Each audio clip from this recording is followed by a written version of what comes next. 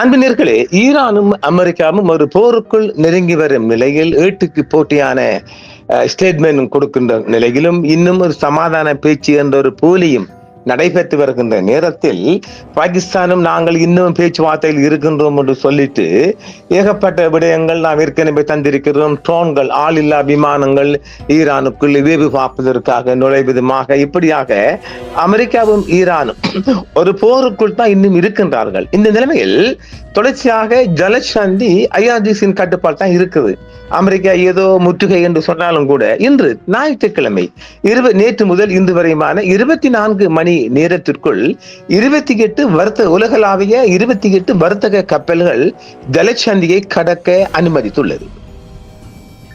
இஸ்லாமிய புரட்சி காவல் படையின் கடற்படை அனுமதி பெற்று மற்றும் தங்களது படையுடன் ஒருங்கிணைத்து அவங்களோட சேஃப்டியா காவல் கொடுத்திருக்கிறாங்க. கடந்த 24 மணி நேரத்தில் 28 வர்த்தக கப்பல்கள் ஹார்முஸ் ஜலசந்தியை கடந்து சென்றதாக இன்றைய ஞாயிற்றுக்கிழமை வெளியான ஒரு அறிக்கையில் தெரிவிக்கப்படுகின்றது. இந்தியாவின் பல எண்ணெய் டேங்கர் கப்பல்கள் வெளியாகிருக்கிறது.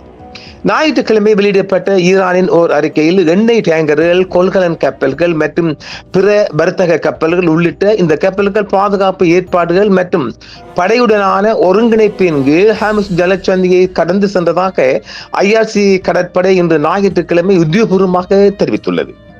பாரசீக வளைகுடா அப்பிராந்தியத்தின் முஸ்லிம் நாடுகளுக்கு சொந்தமானது. மேலும் அதன் பாதுகாப்பின்மைக்கு மிக முக்கிய காரணம் அமெரிக்க பயங்கரவாத படையின் ஆக்கிரமிப்பும் தீய செயல்களுமே ஆகும் என்றும் ஈரான் தெரிவித்துள்ளது. மேலும் ஹார்முஸ் ஜலசந்தியின் திறன்பாடு, கட்டுப்பாடு, வலிமையுடனும் அதிகாரத்துடன் திறன்மிகு நிலையில் தொடர்ந்து மேற்கொள்ளப்பட்டு வருவதாகவும் அது வலியுறுத்தியுள்ளது. ஈரான் இஸ்லாமிய குடியரசின் ஆயுத படைகள் அந்த மூலோபாய நீர்வழியின் நிர்வாகத்தின் கீழ் முழு அதிகாரத்தையும் கொண்டுள்ளது என்றும் கதம் அன்பியா மத்திய தலைமையகம் ஒரு தனி அறிக்கையில் தெரிவித்துள்ளது.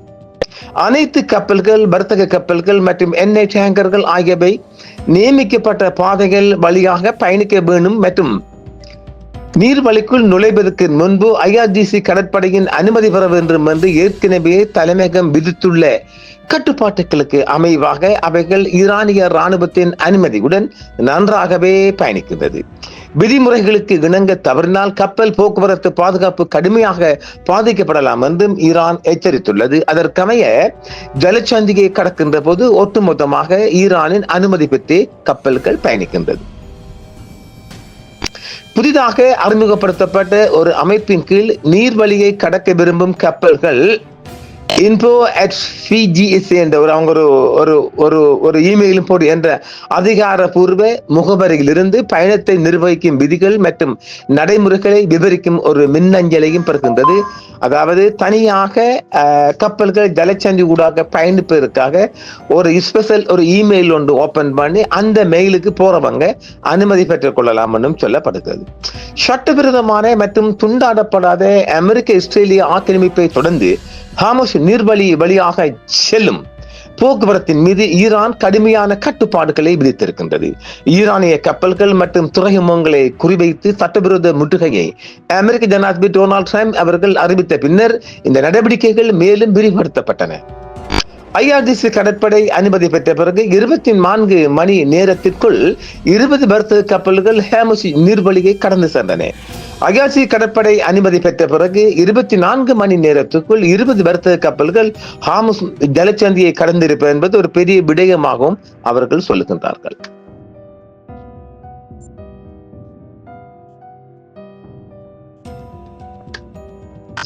ஏப்ரல் 8 அன்று நடைமுறைக்கு வந்த பின்னர் வாஷிங்டனால் நீட்டிக்கப்பட்ட பாகிஸ்தானின் மத்தியஸ்தத்தில் ஏற்பட்ட போர் நிறுத்தத்தின் விதிமுறைகளை அமெரிக்காவின் நடவடிக்கைகள் மீறுவதாக தெஹ்ரான் அறிவித்துள்ளது.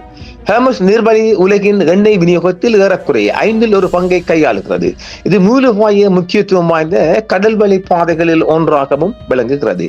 ஏப்ரல் மாதம் ஈரான் விதித்த கட்டுப்பாடுகள் உலகளாவிய எண்ணெய் மற்றும் பண்டங்களின் விலைகளில் கடுமையான உயர்வுகள் வழிவகுக்கப்பட்டன. அமெரிக்க இஸ்ரேலிய தாக்குதல்கள் மீண்டும் தொடங்காது என்றும் வாஷிங்டனால் விதிக்கப்பட்ட தடைகள் மற்றும் முற்றுகை நீக்கப்படும் என்றும் உறுதியான உத்தரவாதங்கள் கிடைத்ததால் கட்டுப்பாடுகளை படிப்படியாக தளர்த்த தயாராக இருப்பதாகவும் ஈரான் தெரிவித்துள்ளது. இருப்பினும் அந்த நீரிணையில் கப்பல் போக்குவரத்து நிலைமைகள் போருக்கு முந்தைய நிலைக்கு திரும்புவதற்கான வாய்ப்பு குறைவு என்றும் பகை நாடுகளுக்கு சொந்தமான அல்லது அவற்றுடன் தொடர்புடைய கப்பல்களுக்கு கட்டுப்பாடுகள் தொடர்ந்து விதிக்கப்படும் என்றும் ஈரானிய ராணுவம் தெரிவித்துள்ளது. ஆனாலும் அனுமதி பெற்று நன்றாகவே அவர்கள் பயணிக்க முடியும் என்றும் ஈரான் தெரிவித்துள்ளது. பார்க்கலாம், தொடர்ச்சியான செய்திகள் வளைகுடா பக்கம் இருந்து வந்த வண்ணம் இருக்கிறது. மீண்டும் மற்றொரு செய்திகள் சந்திப்போம் நேர்களே. என்றும் உங்களுடன் சன்ரைஸ் இந்தியா டிவி சப்ஸ்கிரைப் பண்ணுங்கள், பெல் பட்டனையும் கிளிக் செய்யுங்கள். உங்கள் ஆதரவே எங்கள் சேவை. ஆதரவு தாருங்கள், அரவணைப்போம். மறக்காம சர்ப்ரைஸ் பண்ணுங்க. தேங்க்யூ.